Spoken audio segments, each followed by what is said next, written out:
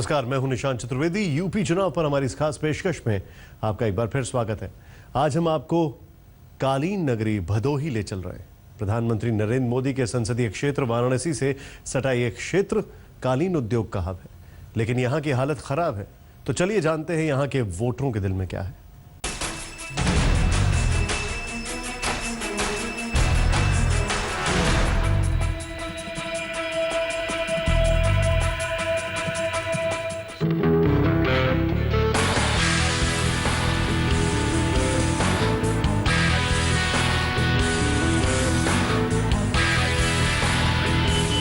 सबसे बड़ी दुर्भाग्य हमारे कालीन के लिए यही है कि यहाँ के एक्सपोर्टर जो बड़े हैं वो बड़े होते जा रहे हैं, जो छोटे हैं वो खत्म हो गए। यहाँ कम से कम 80% एक्सपोर्टर खत्म हो गए।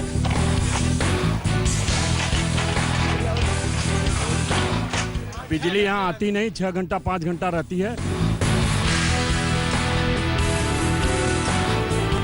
फीमेल के लिए कहीं पर भी पूरे सिटी में कोई शौचालय नहीं। कोई कॉलेज नहीं है जो है यहाँ पढ़ाई करने के लिए, या तो इलाहाबाद जाना पड़ता है या फिर बनारस या कहीं और जाया जाता है। और मदरसे में आप मेरे साथ चलिए, पूरा का अंबार लगा हुआ, सफाई नहीं हो पा रही मदरसों की। यहाँ पर बच्चियाँ इसलिए घर से बाहर नहीं निकलती हैं कि सुरक्षा कोई इंतजाम नहीं है। अक्सर छेड़खानी घटना यहाँ होती हैं और पुलिस यहाँ मुख्य दर्शक बनी रहती है।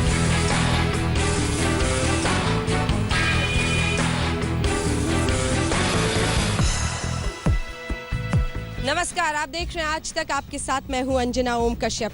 कालीन का कारोबार क्या भदोही को हिंदुस्तान में वो पहचान दिला सका जिसके जरिए ये विश्व के नक्शे पर अपनी एक ऐसी पहचान बना सके कि तरक्की का कारोबार यहाँ से बढ़ सके। इसी पर हम बात करेंगे। भदोही में हम मौजूद हैं। उत्तर प्रदेश में चुनाव होने वाले हैं और क्या उत्तर प्रदेश में भदोही को भुला दिया गया है या फिर याद रखा गया है? भदोही के लोग इस पर बातचीत करेंगे। कालीन के कारोबार से जुड़े हुए कितने लोग हैं यहाँ पर? हाथ उठाइए। क्या हिंदुस्तान के अंदर वो पहचान है भदोही की जो होनी चाहिए कालीन की वजह से? नहीं मैडम, बहुत से वो पहचान आने पर पाई। पूरी दुनिया के नक्शे में हमने भदोही का नाम लिख दिया है, लेकिन भारत के लोग अभी भदोही के कालीन के बारे में नहीं जानते। क्यों, ऐसा क्यों हुआ? ऐसा कुछ रहा कि हमारे क्षेत्र का जो दुर्भाग्य ये रहा कि हमारे क्षेत्र में जो जनप्रतिनिधि हुए वो प्रतिनिधित्व गलत लोगों के हाथों में चला गया। और जो भदोही का कालीन बहुत बड़ी हमारी उपलब्धि है। 1947 में हमारा निर्यात 1 करोड़ था, 60 में 6 करोड़ हुआ, 76 में 60 करोड़ हुआ और आज हम 7,000 करोड़ पे पहुंच चुके हैं। पूरे दुनिया के लगभग 50 देशों में हम अपने कालीन बेच रहे हैं और विश्व में जितने तरह कालीन हम बनाते हैं दुनिया में कोई नहीं बनाता। कालीन से और कौन जुड़ा हुआ है? जिस तरह की आर्थिक तरक्की होनी चाहिए थी वो हुई? मैडम, ऐसा है कि सबसे बड़ा प्रॉब्लम यहाँ पे है कि हमारी गवर्नमेंट की पॉलिसी। पहले हम लोग का जो कालीन था, अभी आज के 2001, 2, 3, 1998, 97, 96, 95 ये टाइम स्वर्णिम काल कहा जाता था। अभी गोल्डन पीरियड कहा जाता था, इसलिए कि ऊन में दून की कहावत थी। अच्छा कारोबार चल रहा था, लोग अच्छा पैसा कमा रहे थे, कोई दिक्कत नहीं था। लेकिन आज की तारीख में हमारी जो और भी कंट्री है जो हमसे डिबेट करने लगी, तो उसमें जैसे चाइना है, टर्की है, बेल्जियम है, प्रोडक्ट जैसे आने लगे उसमें। अब सिंथेटिक कारपेट भी उस तरह से छा रहा है कि आपको लगता है ऐसे वक्त में एक चुनौती है, एक चैलेंज है? ये चुनौती है, चैलेंज है। जो सबसे बड़ी दुर्भाग्य भदोही के एक्सपोर्ट के लिए, यहाँ ढांचागत विकास कुछ नहीं हुआ। यह इंफ्रास्ट्रक्चर की इतनी बड़ी कमी है कि आप यहाँ कोई हब नहीं है कि जो कालीन बुनाई का सेंटर बन सके, एक्सपोर्ट का हब नहीं है। सारा कुछ हम यहाँ भदोही वाले लोग कारपेट बनाते हैं, लेकिन एक्सपोर्ट हमारे दिल्ली से और बॉम्बे से लोग बैठने वाले लोग, दुबई से बैठने वाले लोग कर रहे हैं। सबसे बड़ी दुर्भाग्य हमारे कालीन के लिए यही है। बिजली, सड़क, पानी, स्कूल, ये सब है यहाँ पर? मैडम, स्कूल तो है, बिजली की व्यवस्था। कितने घंटे बिजली रहती है? कितने घंटे? 8 घंटे। अभी ठीक है, अभी 16-17 घंटे रहती है। 8 घंटे बिजली आती है। 8 घंटे बिजली यहाँ आती नहीं, 6 घंटा 5 घंटा रहती है। केवल एक समय बिजली ऐसी थी जब जनपद को 24 घंटे बिजली मिलती थी। वो पूर्व मंत्री रंगनाथ मिश्रा के रिज्यूम में 24 घंटे बिजली मिलती थी। फीमेल के लिए कहीं पर भी पूरे सिटी में कोई शौचालय नहीं है। अभी नया कुछ एक आध कहीं पर बने, कोई शौचालय की व्यवस्था ठीक नहीं है। बिजली जो है रात में आप आएंगे तो 2-4 बल्ब जलते हैं, बाकी बंद रहते हैं। पूरा अंधेरा रहता है रेलवे स्टेशन पे। पूरा रेलवे स्टेशन अंधेरा रहता है, कोई मतलब ही नहीं है इलेक्ट्रिसिटी का। नहीं, पढ़ाई पर कौन बोलना चाह रहा है? पढ़ाई पर मैं चाहती हूँ, क्योंकि युवाओं को लेकर, शिक्षा को लेकर आ रही हूँ। यहाँ पे कोई इंजीनियरिंग कॉलेज नहीं है, इंजीनियरिंग कॉलेज होना चाहिए। यहाँ पर कोई कॉलेज नहीं है जो है, यहाँ पढ़ाई करने के लिए या तो इलाहाबाद जाना पड़ता है या फिर बनारस या कहीं और जाया जाता है। यहाँ कोई व्यवस्था नहीं है, बिल्कुल दुर्व्यवस्था है। बच्चों की पढ़ाई के लिए भी यहाँ भी कोई गवर्नमेंट कॉलेज भी नहीं है, जो है सब प्राइवेट कॉलेज है, अधिक फीस ले रहे हैं वो सब जो है। ये बहुत बड़ी समस्या है यहाँ की। जिले की एक मूलभूत समस्या है मैडम, बालू का खनन। एक सरकार ये कह रही कि गंगा की सफाई का अभियान हम चला रहे हैं, लेकिन धरातल पर कुछ नहीं दिख रहा है। और दूसरी सरकार यहाँ की जनप्रतिनिधि जो हैं खनन का काम कर रहे हैं, रात दिन बालू की खुदाई हो रही है, लाख हम लोग चिल्ला रहे हैं, धरना प्रदर्शन की बात कर रहे हैं, बावजूद उसके यहाँ के अधिकारी कोई नहीं सुन रहा। और यहाँ के जितने भी जनप्रतिनिधि हैं केवल वो भ्रष्टाचार के आकंठ में डूबे हुए हैं। स्कूल है, शिक्षक नहीं है, आपको लगता है? आप में से कौन बोलेगा, बताइए। देखिए, रोजगार की यहाँ सबसे बड़ी समस्या है। ये बहुत अहम मुद्दा है, मैं चाहती हूँ इस पर आप लोग बोलें। क्या कोई युवा यहाँ पर सोच सकता है कि ये एक अच्छी जिंदगी, रोजगार के साधन है? नहीं, रोजगार के यहाँ बहुत अच्छे साधन तो नहीं है। कारपेट इंडस्ट्री है यहाँ पे और यहाँ के युवाओं को उसमें रोजगार दिया जा सकता है। तो उससे रिलेटेड कुछ ऐसे बड़े इंस्टीट्यूट वगैरह यहाँ पे नहीं खुले। एक IICT है तो उसमें सीमित सीटें हैं। भदोही तरक्की कैसे करेगी? काम करवाते हैं, उनकी बिल्डिंगें बड़ी बड़ी होती जा रही हैं, हमारा पेट खाली होता जा रहा है। यहाँ पे जो मजदूर और जो हम लोग कंपटीशन अदर कंट्रीज हो गई, यहाँ पे गवर्नमेंट जो दे रही है हम लोग को सब्सिडीज। जैसे कोई रॉ मटेरियल होता है यहाँ पे जगह 200 रुपये किलो है, गवर्नमेंट अगर उसमें 100 रुपया या 10 रुपया सब्सिडी देती है, तो चाइना वहाँ पे 50 रुपया सब्सिडी देती है उसको करने के लिए। सबसे बड़ा कंपटीटर जो है वहाँ प्रमोट कर रही है। यहाँ पे सारा मटेरियल वहाँ से हम लोग बाइंग करते हैं, वहाँ हर चीज़ यहाँ बिकता है, आखिर हम क्यों नहीं करते? आप लोग बोलेंगे? आइए आइए। आप लोग यहाँ पे क्या स्कूल में पढ़ते हैं? यस मैम, मैं BIT मेरठ में पढ़ता हूँ। BIT मेरठ में, मतलब यहाँ पर तो कॉलेज है नहीं है, तो आप यहाँ पे इंजीनियरिंग कॉलेज तो है नहीं, तो फिर मुझे इंजीनियरिंग करने के लिए मुझे मेरठ जाना पड़ा। भदोही आकर कैसा लगता है? भदोही आके तो मेरठ से तो बहुत गंदा लगता है। अच्छा, मेरठ सिटी इसके मुकाबले में बहुत ज़्यादा डेवलप्ड है, बहुत तरक्की कर चुकी है। या भदोही वही है जहाँ पर इतने बरस पहले थी। भदोही आज भी वहीं रुकी हुई। जी। अस्पताल है, अस्पताल हैं, लेकिन जो है वो उसमें कोई सुविधा नहीं है। अभी एक अस्पताल हमारे यहाँ है जो चल रहा है, उसमें अभी नई बिल्डिंग बन रही है, वो कब से बन रही है, अभी कब पूरा होगी ये तो निश्चित ही नहीं है। यहाँ मदरसे में एक मदरसे जो गवर्नमेंट एडेड मदरसा है उसमें 400, 500, 600 बच्चे हैं। अब रोजगार की मैं बात कर रहा हूँ मैडम, महत्वपूर्ण बात आप सुनिएगा कि इसमें जो है जो रिटायर हो जा रहे हैं चपरासी 4th क्लास के लिए, उनकी नियुक्ति ने गवर्नमेंट सपा सरकार ने रोक लगाई है। और मदरसे में आप मेरे साथ चलिए, पूरा का अंबार लगा हुआ, सफाई नहीं हो पा रही उन मदरसों की। ये हमारा क्षेत्र जो है प्रधानमंत्री के क्षेत्र से जुड़ा हुआ है।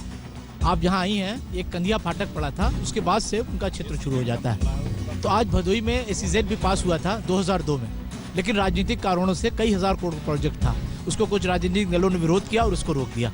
मैं मोदी जी से, प्रधानमंत्री चाहते हैं मेक इन इंडिया का उनका नारा है, तो हमारा ये कालीन उद्योग जो है सबसे बड़ा ग्रामीण रोजगार पर कुटीर उद्योग है ये। और इससे जहाँ 7,000 करोड़ रुपए की विदेशी मुद्रा आती है, उसके साथ ही साथ 20 लाख लोगों को रोजगार मिलता है। हम चाहते हैं कि महिलाओं को कालीन बुनाई में आगे किया जाए। पुलिस है यहाँ पे, थाने में सुनवाई होती है कुछ है जो है, लेकिन यहाँ पर बच्चियाँ इसलिए घर से बाहर नहीं निकलती हैं कि सुरक्षा कोई इंतजाम नहीं है। अक्सर छेड़खानी घटना यहाँ होती हैं और पुलिस यहाँ मूक दर्शक बनी रहती है। अक्सर कई घटनाएं यहाँ हो चुकी हैं। यहाँ नेता लोग कोचिंग उसको छुड़वा देते हैं चल जा करके, और फिर मामला ठंडा हो जाता है। नेताओं का संरक्षण है। बिल्कुल बिल्कुल बिल्कुल है संरक्षण जो है। शिक्षा और स्वास्थ्य के अलावा यहाँ सबसे अगर बड़ी कमी है तो सड़क की।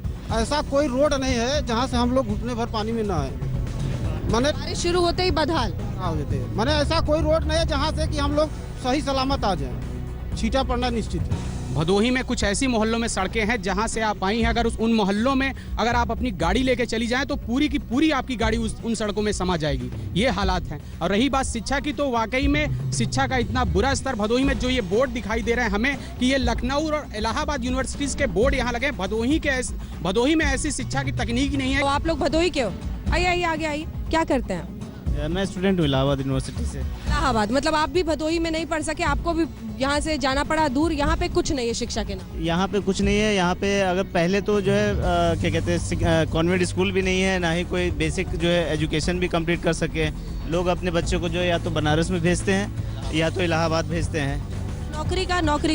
नौकरी के लिए यहाँ पे तो कुछ नहीं है। कारपेट सिटी है, सिर्फ और सिर्फ लेबर वर्क यहाँ पे जरूरी रहता है। कोई ऐसी टेक्निक नहीं है, ना कोई ऐसी कोई इंडस्ट्रीज एरिया है। 100 करोड़ से अधिक रुपए भदोही में नालियों कवर नाली के लिए और इंटरलॉकिंग के लिए आ चुका है, लेकिन उसके बावजूद भी ऐसी दुर्व्यवस्था न कभी थी न कभी होगी। ऐसी दुर्व्यवस्था, मंदिर के सामने मस्जिद के सामने बूचड़ खाने का पानी जाता है, मस्जिद के सामने बूचड़ खाने का पानी जाता है। हम लोग मजबूर हो जाते हैं। छोटे छोटे बच्चे पानी का कनेक्शन सीवर में कर दिए हैं, चेयरमैन साहब जो है सीवर में कनेक्शन कर दिए, सभासद जो है फिल्टर पानी बेचता है। और पानी बिजली के नाम पर रमजान के महीने में पानी बिजली के नाम पे लोगों पे FIR करा के जेल भेजा जाता है। ये हालत है सपा सरकार की, ये हालत है। जितने यहाँ जो निर्माण कार्य चल रहे हैं उसमें सारे सपा के बड़े नेता लोग उसमें सरिया, सीमेंट, बालू, मानक विपरीत सारे कार्य हो रहे हैं। आप उसको जांच करा लीजिए। कोई जो एक कारपेट मार्ट बन रहा है उसमें सारा जो है सपा के नेता लोग उसमें जो है माल सप्लाई कर रहे हैं। आप आई हैं अभी, कहा जा रहा है कि 4 लेन, आप जिस रास्ते से आई क्या वो 4 लेन है? क्या उसमें क्या है? ये सपा सरकार का असली सच्चियत है। ये सिर्फ झूठ बोलते हैं, कहते हैं 4 लेन और सड़क का केवल चौड़ीकरण करके और कहते हैं कि हमने 4 लेन बना दिया। ये सवाल गूंजेंगे आने वाले उत्तर प्रदेश चुनाव में, जरूर गूंजेंगे और बहुत जोर से गूंजेंगे। अखिलेश यादव बड़े बड़े स्क्रीन लगाकर बड़े बड़े शहरों में चमका रहे हैं कि उत्तर प्रदेश को तो उन्होंने उत्तम प्रदेश बना दिया है, लेकिन भदोही पहुंचिए, बनारस, इलाहाबाद, लखनऊ से थोड़ा आगे निकलिए, तब समझ में आता है कि लोग कितने परेशान और हताश हैं।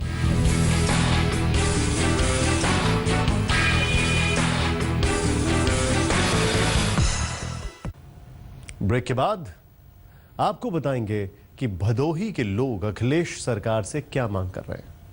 कालीन नगरी भदोही में बुनकरों की हालत बेहद खराब है, खासतौर पर महिला मजदूरों के लिए तो 2 जून की रोटी भी कमाना मुश्किल है।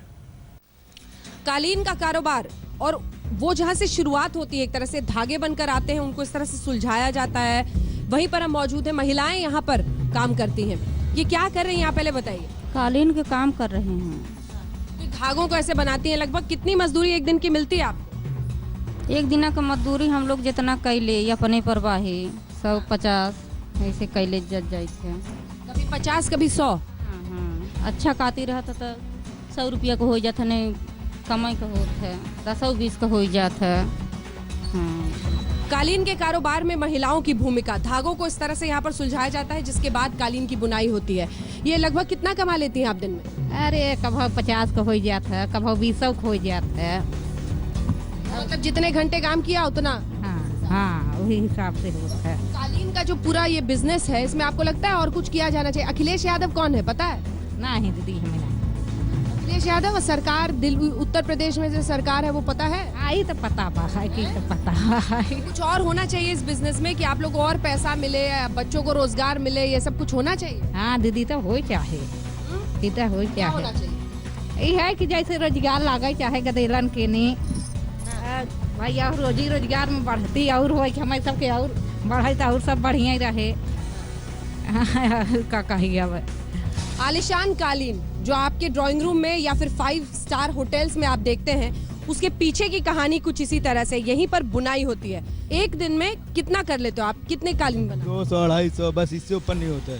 कालीन कितना बना लेते? बस 2 पीस, 1-1.5 पीस, ये वाला 1.5 पीस से 2 पीस आप यहाँ का काम खत्म कर देते हो, लेकिन आपकी कमाई 150 से 200 ही होती है। कालीन रख लें तो 100 रुपए के आसपास। हाँ बस। एक कालीन जो हजारों हजार में कई जगहों पर बेचे जाते हैं, वो कालीन के लिए आपको सिर्फ 100 रुपया मिलता है। हाँ, 100 रुपया 200 रुपया बस, इससे पीछे नहीं। जितना मेहनत करोगे उतना होगा। आपको लगता है कि ये मुद्दा बनना चाहिए बुनकरों को? जिस तरह की दिक्कत यहाँ पर हो रही है, आपको लगता है ये मुद्दा यहाँ पर बनना चाहिए? हाँ, बनना चाहिए। रेट नहीं मिल रहा है ना, तो रेट और मिलेगा तो हमारा लोग का और बढ़ेगा पैसा। ये रेट नहीं मिलता है, मेहनत ज़्यादा है इसमें, रेट नहीं है। बड़े बड़े एक्सपोर्टर हैं, वो ज़्यादा कमाते हैं और आप लोगों को कम पैसा। बस मजदूरी हम लोग को कम देते हैं, कमीशन बहुत मजे खाते हैं ना। क्या चाहिए आप? सरकार अगर सुन रही हो, जो तमाम पार्टियां सुन रही हैं, उनको क्या कहें? तो रेट चाहिए हमें, बस रेट मिलेगा तो मेहनत भी होगा तो पैसा हमें लोग भी पड़ेगा, और कोई बात नहीं। मेहनत करते हैं, पड़ता नहीं है।